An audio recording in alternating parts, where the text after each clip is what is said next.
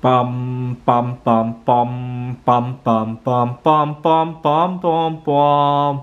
The Peter Dislike Show. Bum bum bum bum bum bum bum. You may not realize it, but you're looking at a huge pile of nuclear energy.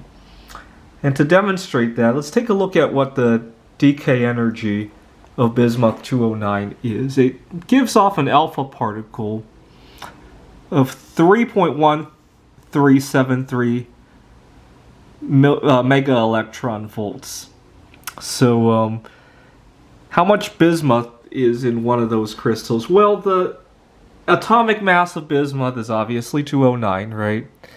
So for every 209 grams of bismuth, you got 6.02 times 10 to the 23.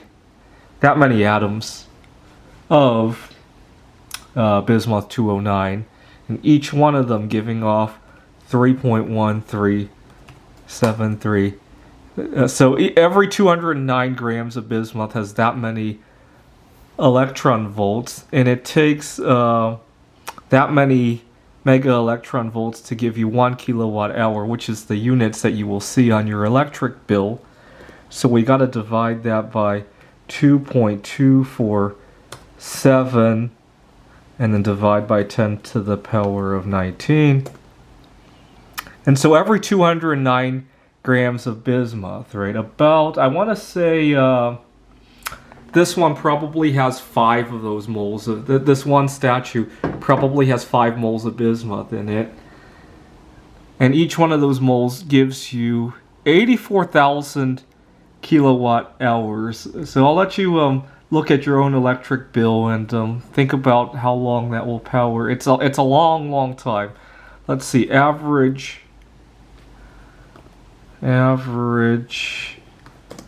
kilowatt hour usage per month.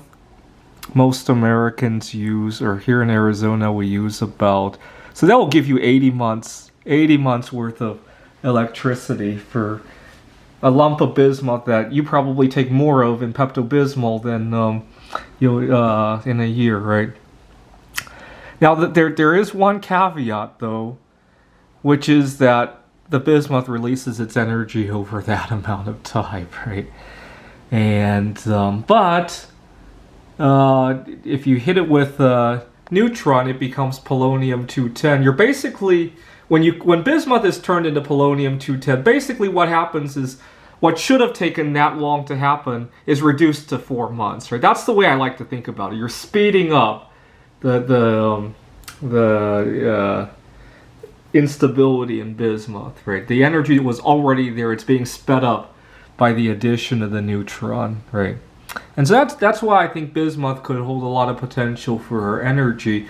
Now imagine one day driving a car that only needs to be refueled every 4 months or so, right? You just need to take out your RTG, put in a new RTG, and then you keep driving for 4 months, right? About as frequently as you need an oil change nowadays, right? So imagine every time you get an oil change, you just replace your battery, right? This is the Peter Dislike Show.